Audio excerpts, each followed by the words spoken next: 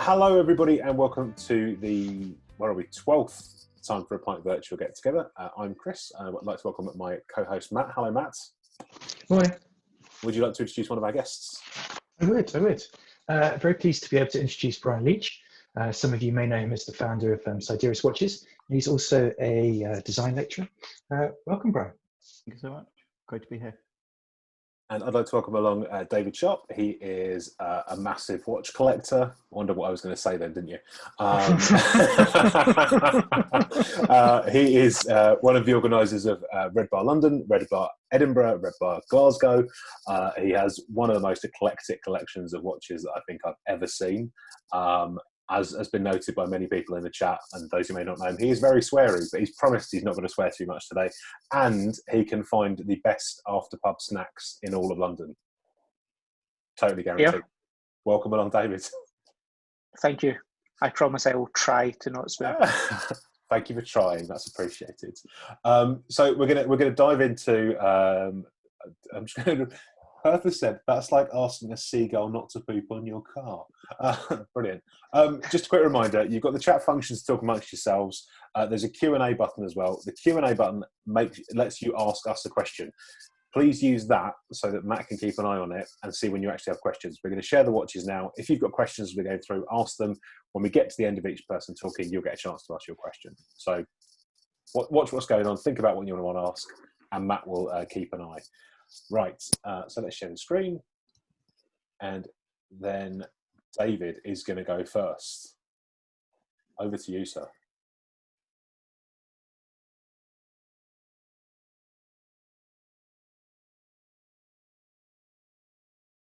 It's not really working. I can try logging out and back in if you want to move on to. Should we do Bryan and then come back, Chris? You're yeah, on mute. I'll try log out and log back in. You sure? Okay. Yeah. Sorry, guys. Yeah, of course, So we'll keep the questions until Dave comes back. In the meantime, we'll jump over to Bryan, who's even further away, I think. Bear with me a second. I was worried it was my broadband, so I was happy that everyone else was experiencing the same thing. I was having panics here. Bear with me just a second. I'll move forward so no one gets to see David's stuff while he's not here. And we'll have another go. Okay. Yeah, but wouldn't be the first time Zoom has tried to censor someone, would it, this week? No. Okay, so Bryan, over to you, sir. Thanks, Chris. So first slide, please, Chris. So the Signalman by Schofield is my first watch. I'm going to present two watches today. The Signalman was released in 2011 at Salon QP. Designed by Giles Ellis, and I came across it in a very small article in Car Magazine the following year, and I just went online and got a little more information about it, and I just fell in love with this watch. I just thought it was so unusual, so different, and what I really liked was that it was from a small micro brand, and it didn't take long for me to put the order in. It took a little longer perhaps for the watch to arrive, but I have to say the retail experience from Schofield was extraordinary. Next slide, please, Chris. So after the order went in, there was a little packet arrived in the post, a welcome letter from Giles, and the Schofield cigar tube with a cigar inside. I don't smoke, but it was just a lovely gesture, and it put you, set you up to expect great things about the watch. Next slide, please, Chris. And the watch duly arrived, and it's just the most magnificent out-of-box experience. Just even taking the presentation box out of the outer carton, it had a ribbon to pull it out of the packaging, and then you open this beautiful wooden box, which is numbered as well, and inside the Signalman, a little pusher for the GMT, polishing cloth, and the instructions and guarantee. And the goodies kept coming, I guess. There was complimentary tickets to Salon QP later that year. And just in time for Christmas, a nice bottle of Scotch whiskey arrived in the post. And I have to say, it's not the sort of treatment you get from a large brand. And that's what I really, really found so fascinating about Schofield. They just took care of their customers. And it was just a good starting point for what was my most expensive watch purchase to date. 8 years later, I guess I've got 7 Salon QPs under my belt. I've got my own little watch company now. And I guess this watch has been instrumental in pulling me into the watch world.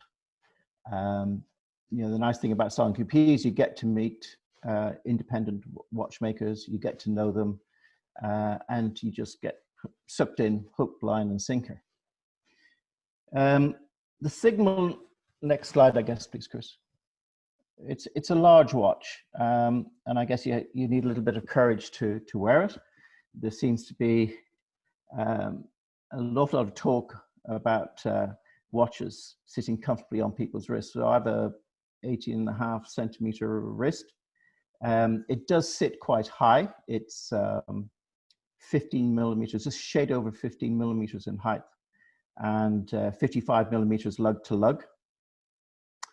But it commands a presence on the wrist, and that's what I really liked about it. It doesn't sit comfortably under a shirt sleeve, and that doesn't bother me. I'm generally a short sleeve guy. I used to work on drawing boards, and I never wore long sleeves because working with the lead on those drawing boards, you would just dirty up your sleeve in an hour or so. So I either have my sleeves rolled up or short sleeves. So a big watch didn't bother me. Next slide, please, Chris. I guess the case is spectacular. Yeah, it's so distinctive, isn't it? It's beautifully machined, and that's what I like about particularly the earlier Schofields. The machining is meticulous, and you have these interconnecting parts that go to make up the case. It's a 5-part case. It's German made. You've got these lugs that just seem to sweep through the 2 main parts of the case, and just the tolerance to get those fitting so neatly. You know, it's incredible workmanship. The dial is 2 levels, an outer level with the numerals. You notice the 12 has this interesting reverse 0. All the indices are applied and loomed. The inner dial then has the GMT and the power reserve, and of course the little Schofield logo. The power reserve has this lighthouse beam detail because the watches are designed with British lighthouses in mind. You know, with a wide base and then tapering gradually to the top. It's quite planar. It's a watch that catches the light very differently, I think, to other watches. And there's some really interesting design details, like the GMT dial intersects that outer chapter ring a little bit, but it's still very legible because it shares the marks with the second markers. So it's still easy to read, even though it's been cut into. The dial is, the date is quite low and sometimes difficult to read. Just while this shot is on the screen, some nice touches on the strap. You've got this little red ribbon to keep the strap loop in place so it never migrates far away from where it should be. And I think we could probably go on to the next slide. Well, underneath this is Soprit A10 movement. It's got a I think 25 joules in the movement itself, and then it's got an extra module on top that provides the GMT and the Power reserve. power reserve. Thank you. So I think love that case back. It has an extra six joules, and that's why it brings up the count to 31. The back's beautiful. It's got this engraving of the Edison Lighthouse. And these are massive things. I mean, you can see that it's 500 meters water resistance as well, isn't it? Yeah, and it's like serious dive watch spec, but no dive bezel. It's not No bezel. It's a dive watch, but it's really over engineered. Everything about it is over engineered. It's a bonkers thing. It's a very sturdy watch, and of course limited edition. So this is number 6 out of 300. You said it was about 15 millimeters tall. What's the width of the watch? It's 44. It's a 44 millimeter diameter watch, including the crown, or just excluding the crown. Excluding the crown. Yeah. Yeah. Okay, so it's a decent size. I think Kathleen pointed that out in the questions. Huh. Kevin asks what the power reserve duration is for the watch. 42 hours. So standard for the A10 then. Yeah. Very good. So the module is a 9335 that provides the GMT and power reserve. I actually have one of the movements here myself, but interestingly, the GMT and the power reserve are reversed order. So I don't know if it's just been put on a different way round on the movement I managed to get my hands on. And is it a true GMT? Is it completely independent? Can it be set independently, or does it move with the hour hand? It moves. It moves with the hour hand, and it's set with that little tool that comes in the box, so you can the pusher into the lug.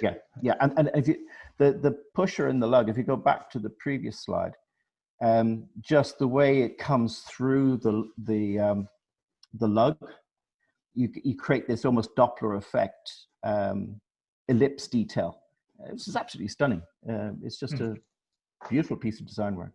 It's a really nice piece of design, isn't it? Because I think sometimes when you've got recessed pushers put onto the side of cases for, I don't know, moon phases or GMT adjustments, they can look like a bit of an afterthought, whereas this feels like it's been designed in right from the beginning. It should always have been there. Exactly. It reminds me in a way of the watch I was talking about last week, the Speed Marin, where he made a point of including that pusher for the calendar in that instance. Very cool. Any more about this watch, or should we go on to Brian's second piece? Yeah, I mean, I think it was a good segue. We're just talking about design, so maybe we should go on to the next one. This is a first, actually, for us, Brian. The first virtual watch, isn't it? First virtual watch. Let's do it. Okay, over to you again, sir. Okay, thanks. So I guess one of the things I say about buying the Schofield is that I didn't just buy a watch, I found a friend. And Giles been really supportive over the years. He came over to Ireland to speak at a design conference that we put on to celebrate ID 2015, Year of Irish Design. And during that trip, it was the first time that Giles came across my designs and the prototypes that I'd built. And I guess he was the person who kind of egged me on to put the watches into production. But during that trip, because Giles has a love of lighthouses, we ventured down to Hook Head and to see the Hook Lighthouse, which is the second oldest operational lighthouse in the world. And I had intended to bring him to another historical site on that trip, but we just ran out of time. And the historical site was, in fact, an area known as New Geneva. So I'm presenting a virtual watch as my second watch, and it's called New Geneva, 1784. And it was designed with the Dublin Watch Group. So I've kind of put it forward as a special edition for the Dublin Watch Group. Next slide, please, Chris. So here I have a map from, of the Waterford estuary. And on the right-hand side of the peninsula that's dropping down is Hook Head. So the lighthouse is at the very end of that peninsula. On the left-hand side is County Waterford, and just about a little off centre towards the top, there's a red mark, and that's the location of New Geneva. It's just outside a town called Passage East, and that red line that I've defaced the map with is the 11,000 acre site that was reserved for the building of a university town. That was to house refugees from the Genevan Revolution of 1782. At that time, Geneva was in turmoil. It was ruled by the bourgeoisie, and you had a middle class of craftsmen that were a little annoyed that everything was controlled by the aristocracy. And there was a bloodless coup to overthrow the city council. And unfortunately, that was short-lived because there was armies sent in from France, Savoy, and Bern to get Geneva back into the aristocracy. And so all these watchmakers and craftspeople were unwelcome in their own town, and they felt they needed to move on somewhere. And because Geneva's wealth was based a lot on the watchmakers, even then, they were very desirable refugees to have. And they got invitations from the Dukedom of Tuscany, invitations from the UK, and of course from Ireland. The watchmakers didn't particularly like the idea of going to the UK because they felt they would be in competition with the UK watchmakers, and they chose Ireland as their preferred destination. How does this all link into the design of the watch? How does this link into the design of the watch? Well, sorry, that's such a really inelegant way, isn't it, of pushing let's see the watch. It tells the story of what might have been, I guess, had those watchmakers come to Ireland. And that's what I designed the watch to do, to show, well, we could have, a massive watch industry in Ireland had these refugees made their way to New Geneva. So next slide, please, Chris, before Matt gets annoyed. So James Gandon, renowned architect, he's famous for lots of buildings in Dublin, but little is known about his designs for New Geneva. So on the left here, you've got the town plans, rectilinear town, massive 2,700-foot crescent overlooking the Waterford estuary, 3 churches, a university, a market, and an academy of science. So, ambitious plans. And on the right, you've got some of the artisan dwellings designed for the site. Next slide, please, Chris. So for the watch, I wanted to bring in some of the likes of some of the members in the Dublin Watch Group. And one is particularly keen on Universal Geneva watches. And I felt, well, this is a good starting point. And I'd seen Time for a Pint, number 4, the virtual get-together. And I was really taken by Jonas Milner's piece on Universal Geneva. So it was a combination of those two things that kind of got me looking for this movement. So I had to go and literally model the movement in SolidWorks and then render it in KeyShot as a starting point for the watch. So the next slide shows that. So here's the starting point. So I've just done this from photographs from the internet. And then around that, I built a 36 or 38 millimeter case. I can't remember now. So it was a tidy timepiece, nothing as big as 44 millimeters, which are what my own watches are. So I guess the next slide, so you'll see the final watch. So I also like Zeitwinkel watches and the way McGonagall's use sapphire crystals for their dials. So I've used that to show off the mechanism of the movement. It's a 291 movement, and you can see the influences from Sidewinkle. You know, the frame around the day, and just being able to see the workings underneath, and little Sidereus touches. You know, the case is like a reduced size, scaled down version of my own watches, and the crown is scaled down as well, keeping the Sidereus star and the Sidereus stars on the moon phase. I guess that's it on that one, and we'll carry on to the next one, please, Chris. So this is the back of the watch, exhibition case back, so you can get to see the movement. I've virtually refinished it, so it has new Geneva stripes rather than Geneva stripes, and the exhibition case back has this etching, just the Dublin watch group, just people united with a passion for watches. And I think this is marvelous. Pardon me? I think this is marvelous, and the fact that as the Dublin watch group, other people, you know, designed watches as well, and you then got around talking, you know, got to talking about them. Yeah, I think it's such a great way of bringing people together. It was a long session. You should do it with Time for a Pint sometime. Or get people to design watches. Yeah, it's good. It's good fun. I mean, I've got a box of crayons somewhere, so. David, I went through an awful lot of crayons to do this for you, Chris. It's appreciated, Brian. Thank you. And I think there's a little video just to show how the light catches on the watch as well. That blue dial's lovely. I didn't get to animate the second hand, I'm sorry, but you know, most of Chris' watches don't move anyway, do they? No, that's true. Chris hardly moves at all. And that's it from me, folks. Oh, and I've just noticed all the pusher holes in the case as well for the date function in the calendar. Yeah, all there. I learned so much about the movement. It's just fascinating work.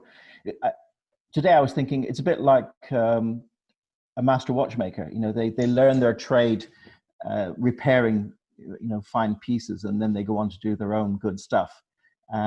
So it was a little like that for me, that I was working with a null movement and appreciating all the design decisions that have been taken. And when you do that, when you have to do it in 2D before you bring it into 3D, you can appreciate all the time and effort that's gone into designing the timepiece.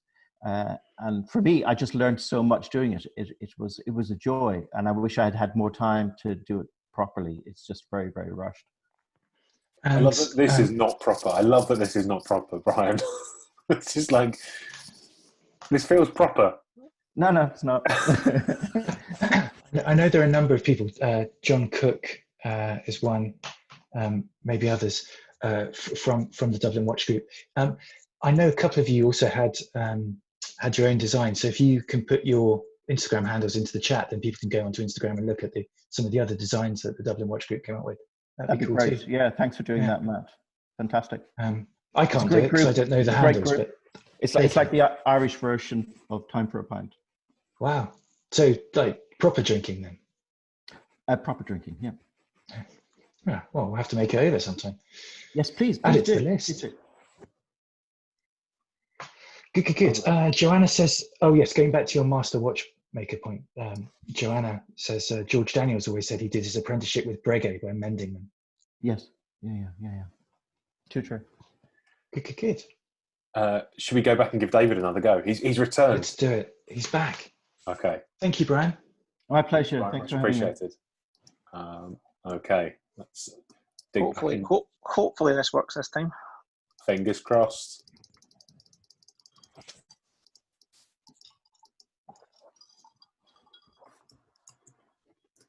I mean, if nothing else, you did sound like a fantastic robot last time. So, you know. Well, and while we're waiting, Kai has asked, as a designer, how close is this to the actual production? I mean, is there much more construction or design that would be needed to turn it into a production model, do you think? I had access to the movements. I'm sure I could take it to production quite easily, but, you know, It took me best part of 4 years to get my own watch ready for production. So, you know, it's not instant. You know, there's tons and tons of files to do to make sure everything's right and reworking of things. But yeah, it'd be a nice challenge. I'm up for it if someone would like to pay for it. There we are. You heard it here first. Fantastic. Right, David, let's give this another go. Okay, so we'll start off maybe roughly where we finished, because I'm conscious that there's only a limited amount of time.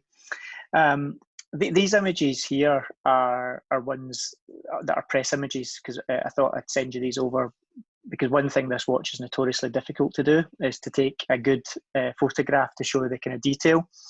There's two different types of guilloche on the dial, with the nose piece being the kind of the part with the Chaykin badging on it, and down is a design that he created himself, for especially for the titanium piece. The other interesting thing I think about this is he's worked out that he's worked out that there's 20,000 different facial expressions that this watch can give that are discernible by the human eye, which I think is quite humorous. Everything from looking dejected through to looking very happy with himself. And it's funny, it's something that, it's just one of these watches that every time I look at it, I can't help but just chuckle to myself, that, you know, just literally from the kind of ridiculousness of it, to be honest. You know, one of the things I heard you talking about was the little pushers for the adjustments, and I think that's something that's been designed into this that I think is really clever, in that you've got the two crowns, and the right hand crown is your crown for adjusting the time, and for giving it a little wind, but the left hand crown, which is a false crown, actually has the pusher for the moon phase inset into the inside of the left hand crown, which keeps the symmetry, so you've effectively got the ears on the clown, but it gives you that kind of really clean symmetry in the watch, and it also gives you the kind of ideal place to hide a little pusher for the moon phase. It makes me chuckle every time I see it. I don't know, there's a couple more pictures there, Chris, that you can maybe go through, just with different kind of angles on it. Yeah, and then on the back,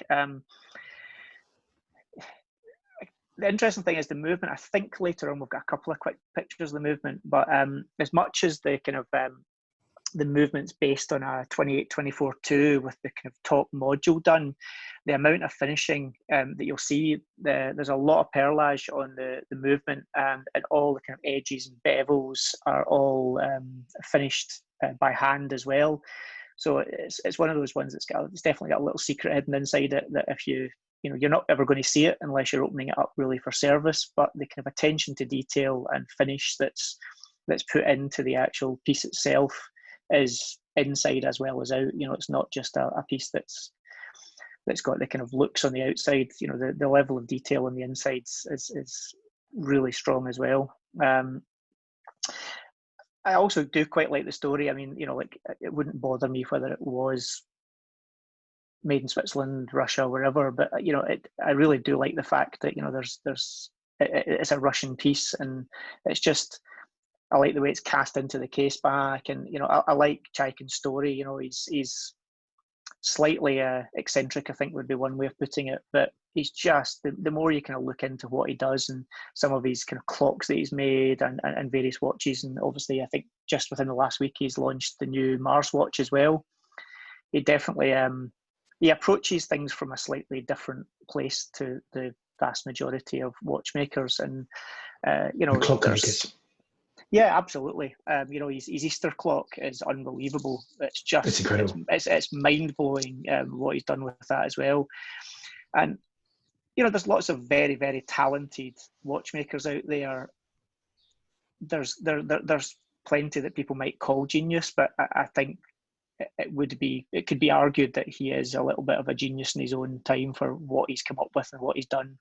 And he's taken what is a very traditional skill and kind of practice, and he's really put his own stamp on it. And you know, there's lots of watchmakers who will design something that's unique, but there's not many who will be remembered 20, 50, 100 years down the line for doing something instinctively just very different. So yeah, it's just a piece. There's a few shots there as you go through, just seeing it being kind of laid up with the dial, and then I think there's a casing. Everything they do. Are you tempted to get any more of these? Because there are quite a few different variations, aren't there? There is. There's actually one that's coming out. Well, the first ones will be, it's actually out, but the first ones will be delivered maybe the back end of this year, which is a piece he did was called the Dracula, which was a piece that he's only done 13 units of, which is very similar. But the Dracula has a set of fangs, and what he's done with that, he's effectively repurposed the date function, so that when the time comes up to round about 10 to midnight, the fangs start to descend from the top, and then by kind of midnight they're fully down, and then they start to retract back up, and by 2 in the morning the fangs are fully retracted as well. And he's only ever done, yeah, it's fantastic. He's only ever done 13 of those. But one of his kind of few official partners really is a guy based in the UK called Pietro, and he's kind of co-buddied up with him, and between him and myself we got talking about this, and what's happening is a thing called the Night Dracula. So effectively it's going to be kind of, for want of a better phrase, murdered out. It's going to be titanium, but with a very strong black kind of treatment on it to darken it down. Then the dial's all in dark kind of blacks and greys, with some purple in it. But the eyeballs and the fangs are loomed, so that effectively at night when they come out, the fangs and the eyeballs will glow in the dark. So it's going to be a really really cool piece on that one as well. So that's something that I've got the privilege of getting one of those in quite a special number, so I'm quite looking forward to that, to be honest. Wow, wonderful. Yeah, fantastic. So there's that. Amy, and then Amy's got a quick question for you. She knows you're a big question of a big collector of shoes as well as watches, and she's asking what you're wearing. Yeah. This comes from another Zoom last night. If you tell her very uncomfortable but vaguely attractive, that will probably answer her question for her. Brilliant. Time for a shoe. You heard it here first. Red shoe. Yeah. So I don't know, is there any more slides there, or is that the last one? I think that's the last one. That's the last one. Yeah. Yeah. So. No, hang on. It's not. There's a very important one last. Actually, I was just racking my brain. I was like, what else is in this? Oh, there. You're right. There is actually. So this was actually. I wanted to show this because this was. As many of you know, Lee he's just such a talented guy for what he can do, and it was actually just at the start of lockdown. I kind of said, do you know what, I want to get an original done by him, and you know I'm very lucky in that I've got some lovely pieces, and probably kind of Omegas and things are the most known, and I just really wanted to think, okay, what could we do that was a wee bit different. And I racked my brain, and this is the one that I come up with. I just and the result's unbelievable. I'm so pleased with it. But if anyone likes drawings or stuff, you know, look up Lee 1 hour watch on Instagram. In. Yeah, have a look, because his stuff's unbelievable. And as I say, if anyone ever wants something done, he's really good. He's open to commissions right now, so if anybody wants to get in touch, you know. No, absolutely, you know, and it's he's not someone that shouts about it either, you know, it's why I've got no problem kind of shouting him out, because he's very reserved that way. But it's a great piece. He is. I'm still hoping that we'll get our Watchnerd X Lee thing done at some point. Might be a new badge. Anyway, there we are. So there we go. So hopefully I've caught up and my audio's not too bad this time. You sounded fantastic. Amazing. And not a single swear word. Yeah, I had to think that it had managed to not swear much yet. Wow. That watch just put a smile on my face all the time it was on screen. It was just amazing. Thanks, David. The Death Star in the Hermes is cool too. Yeah, and honestly, what I would do is if anyone ever gets a chance to kind of look at one or see one, the pictures just don't do it justice. You just have to get, it's even like on the case, it's got the perfect suite of cards. You can kind of see it in the drawing there, but they're all kind of cast into the titanium. So you've got the full suite with the Joker card at the top as well.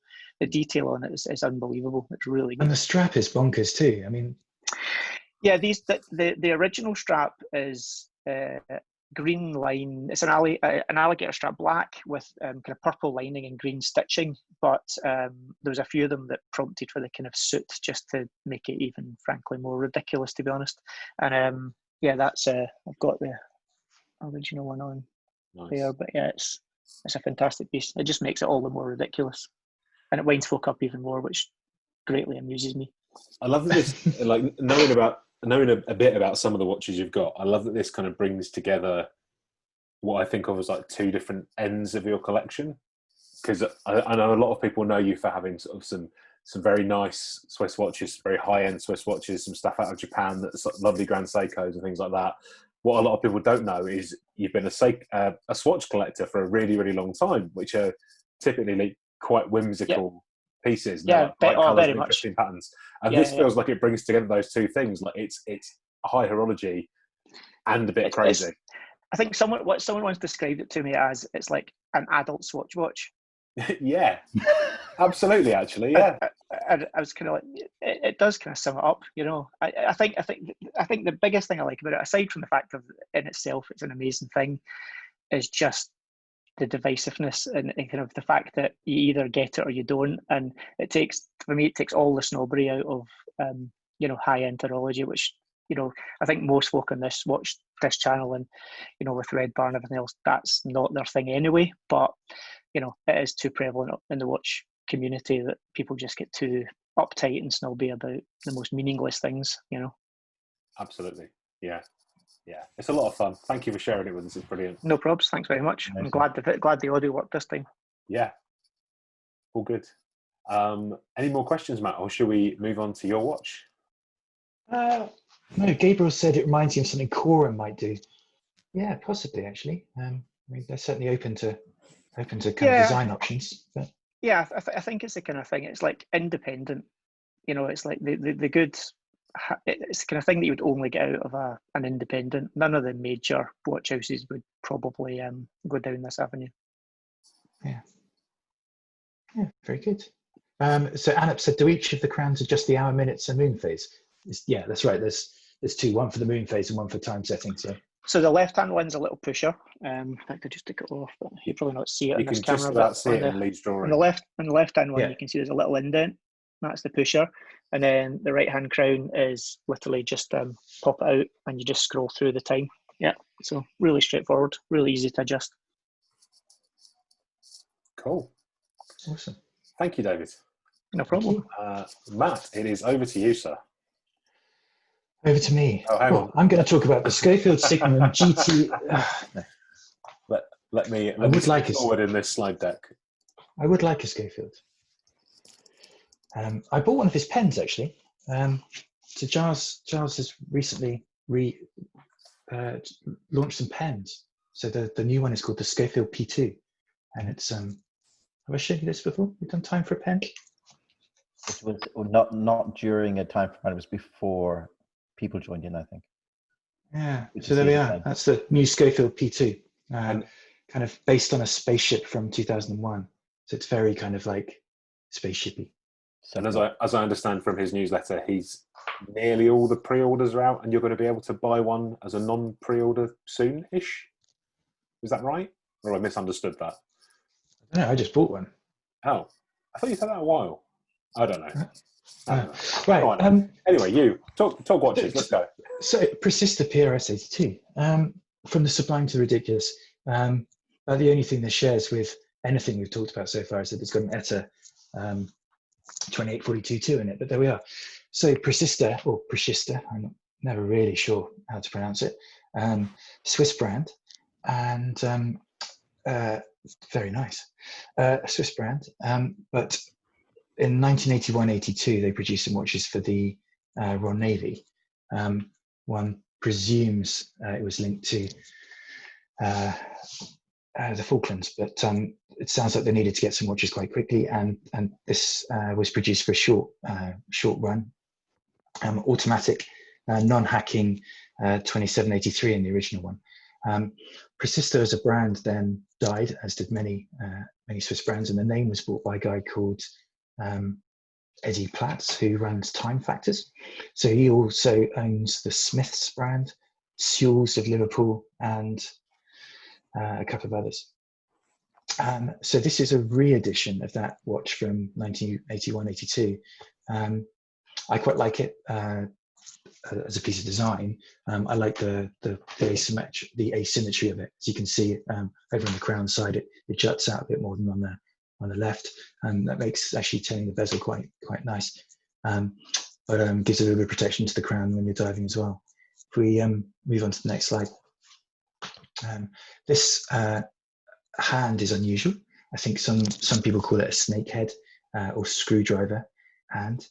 There are probably other ruder words that people have used to describe it, but yeah, I think it's probably of its time. There were a few other dive watches that had that kind of bulbous end to the minute hand. It does make it quite legible against the bezel. Just a single lume plot on the bezel, and then the minute markers all the way around, which I think makes it quite readable. It says Great Britain. It's not Great Britain. They're all assembled in Germany, but designed in Great Britain.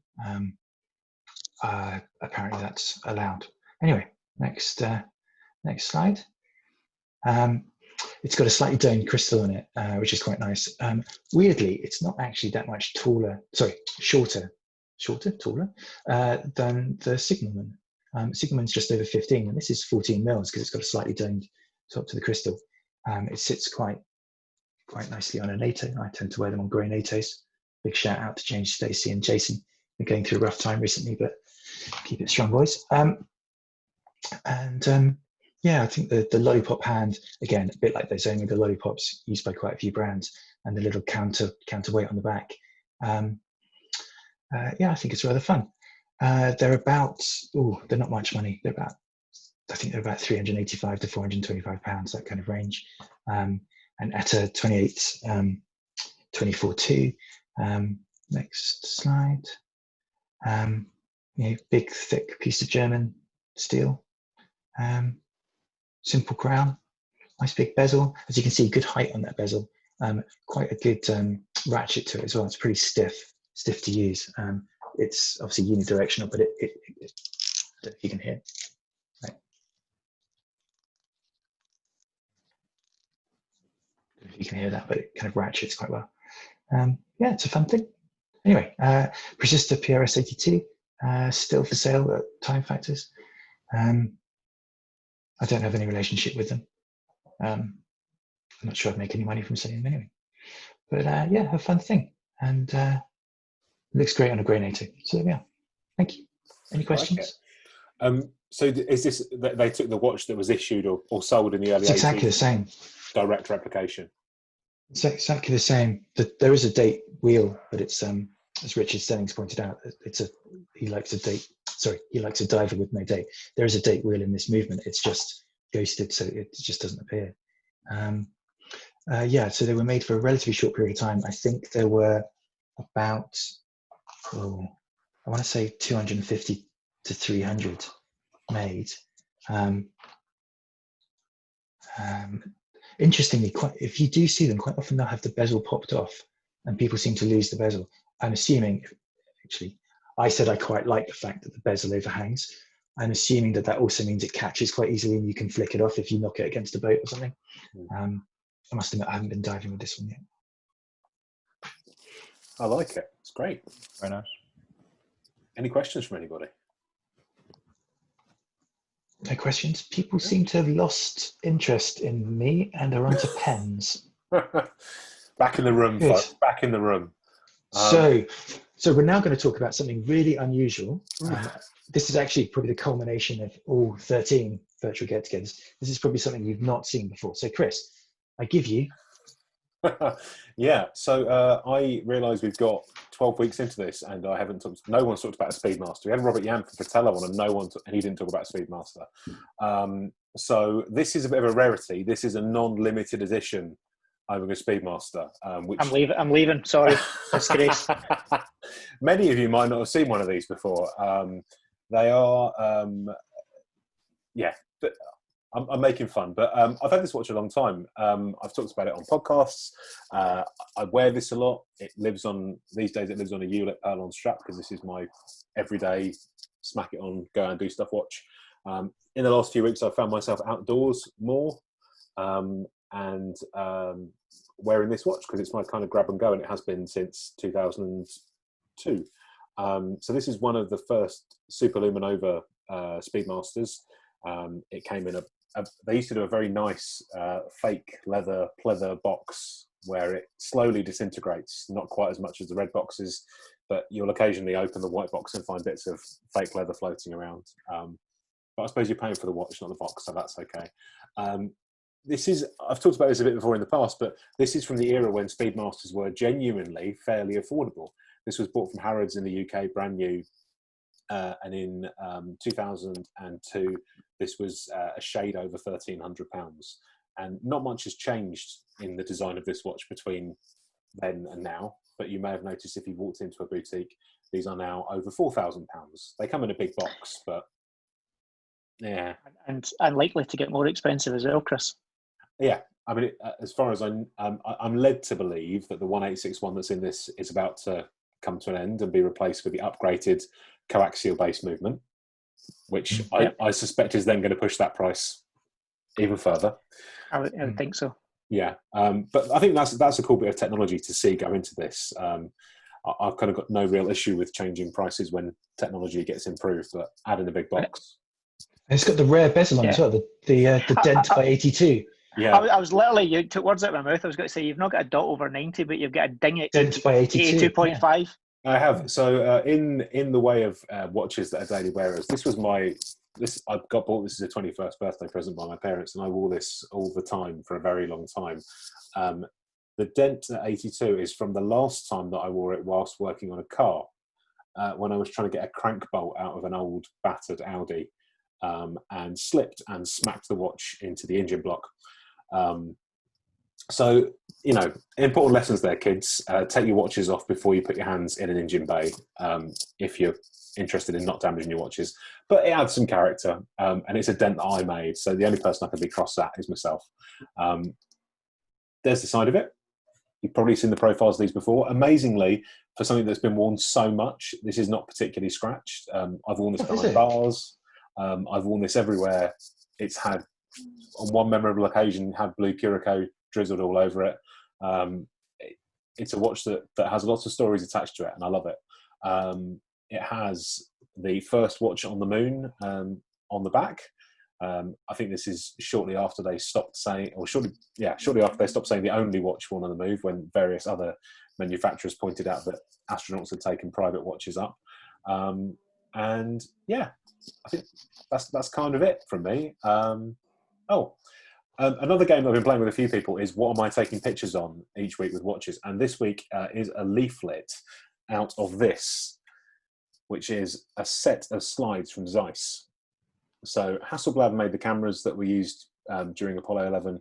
I think Zeiss made the lenses potentially and did photographic development.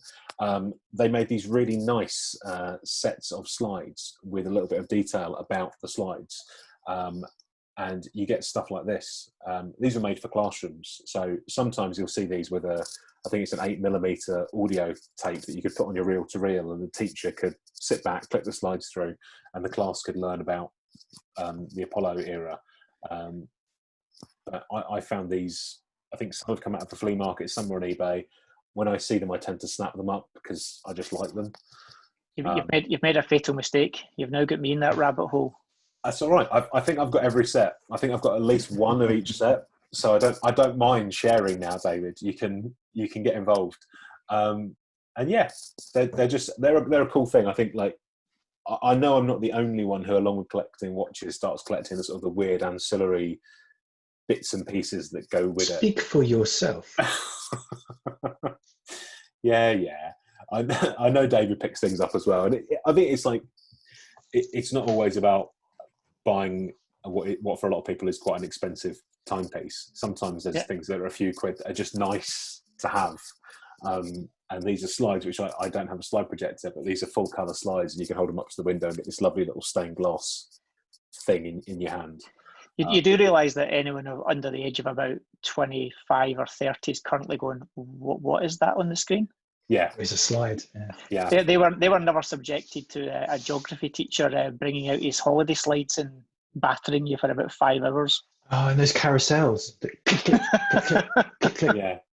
Yeah. I tell you what, can we do the next one? Can we do it on overhead transparencies? You know, the overhead projectors. We could just do. Absolutely not. No. How can you, Chris? You're not that old, though. David, you're not that old. What do you mean I'm not? Bryan, you're definitely not that old. I'm definitely that old. Having spent a good few years working in startups where I'm typically explaining to people half my age various cultural references I make, I felt in this company I could talk about slides and no one would look confused. So, you know. But yeah, that's me, Speedmaster, non-limited edition. I've battered it, I've worn it. Don't baby your watches, take them out and enjoy them. And do you know what? The one thing I would say about that as well is, we joke there is quite a lot of limited edition Speedmasters, but a lot of folk always, a Speedmaster is one of these things for a lot of people. They want to have or experience one in their collection, and that's a question I get asked quite a lot of. What one should I get? And my first answer is always whatever one you like. Yeah. And if they don't have one they like, it's just buy a straight Speedmaster Professional, because you really can't go wrong with it. You'll find out real quick whether you like it or don't as a piece. If you don't like it, you'll generally be able to get rid of it pretty easily, and you'll not take too much of a bath if you've picked one up at a decent price. And if you do like it, then welcome to bankruptcy. A lovely place. I think people can get quite tied up in I have to have a limited edition, and I agree with you. Having the normal one is a really nice thing to have. Very much so. Yeah, it's probably classic. It's still the best looking one, pretty much. I would argue. It's like it hits all the cues. It is the best looking one, I think. I'll be interested to see what happens next year when they've got coaxials in and how expensive they get. Yeah, who knows? But the two. What year is this? Last year, for the 50th anniversary, the stainless and the gold are both in the new movement as well, and it's a pretty looking thing. It's a nice looking movement. Yeah, I did notice that Swatch have looked like they've got a new chronograph that's very similar to this. Oh yeah, you showed me in the week. They've got like a sort of a Moonwatch knockoff Swatch for about £110. Yeah. So I thought that might be, that'd be your Strasser, David. There's a few interesting Swatch watches on the way as well. David's keeping quiet because he's just ordered the entire 2020 catalogue in one go. He makes one phone call and they're on their way. That's it. That's why he's keeping quiet. Any questions else? There are no questions. There are lots of comments. Silver Snoopy Award or nothing, says Kathleen, and she's probably right. Alan says Project Alaska. Alaska is cool. I'm with you on the Alaska. Alaska is cool. Yeah, the Alaska. Ultraman is pretty cool. Yeah, Stuart, you're right. Yeah. Tintin, says Rochelle. Yeah. Well, Tintin, not technically a limited edition, as you well know, Rochelle. And I think is it not technically a racing in the book? Limited production, but without ever an official number. Yeah. Is that the Japan, the JDM version? No. So there's a Japanese. But that was limited though, wasn't it? Yeah. No. Limited? No. So the Japanese market, which is the grey dial, orange and yellow details, and then there's the one that's been nicknamed the Tintin that is a racing, technically speaking, and there's a backstory, but it's not really. It's sort of known but not commented on. So yeah, and apparently there aren't that many of them. So if you've got one, you're lucky to have one. So Michael says, David's got a question for you. What are your thoughts on automatic Speedmasters? Not massively my thing, but again, it depends what you want out of a watch. I think one of the annoyances probably for a lot of people who are maybe not into collecting watches is that it's still a manual wind watch, and for a lot of people that is a put off for them. So if someone's buying a nice, if they like the idea of a Speedmaster and they like the aesthetic of it and they want something that's easy to wear, then there's no two ways about it. An automatic watch will make their life a bit easier. So absolutely, it's like anything in the watch world. You like what you like and you don't, and too many people are guided by what they think other people think they should get, which completely and utterly does my head in. But if you like it, you like it. And an automatic watch, practically speaking, for a mechanical timepiece is easier to live with than a hand wind. Very good, thank you. And finally, Owen's got a question for Bryan. Bryan, where can we see or get your watches? You can see them on Sidereus Watches Instagram account or sidereus.com. Very much. Is that at Sidereus Watches, all one word? Yes. Very good. SIDEREUS. Fantastic. And Chris, Hello. it. That's it. Yeah. Many thank yous. Thank you to Matt for being a wonderful co-host. Thank you to Bryan and David for being amazing panelists and sharing their watches with us. Very much appreciated, gents. Thank you. Thanks. Thank you. And thank you to everybody that's joined us today as guests. You've been wonderful. You've asked good questions. Kathleen is making comments about David not swearing. Tell Kathleen Foxtrot Oscar. Quite, and on that bombshell. So just quick, if just before anyone does dive off, next week's going to be slightly different. We're going to be slightly earlier. This is true. So we've been asked in the past where all these wonderful guests come from, and as I've said a couple of weeks back, between us, Matt and I are very lucky to know some lovely people who thankfully are quite willing. We don't have to bribe anybody, they just come along. And Matt knows some wonderful people on the other side of the world who are in Australia and are going to be getting up. They're going to be staying up late or getting up early? Staying up a bit late. Staying up a bit late. So we will be on at 12 o'clock British Summer Time next Sunday. So sorry, Kathleen, and the US up a bit early for you. But... So for anybody in the US that misses it and is still asleep, there will be a recording, I promise, and it will be up on the Monday. Very good. Yeah, thank you. Fantastic. All right, everybody, have a lovely week, and we'll see you next time. Take care. Cheers, guys. Thank you. Cheers. Thanks, Jen.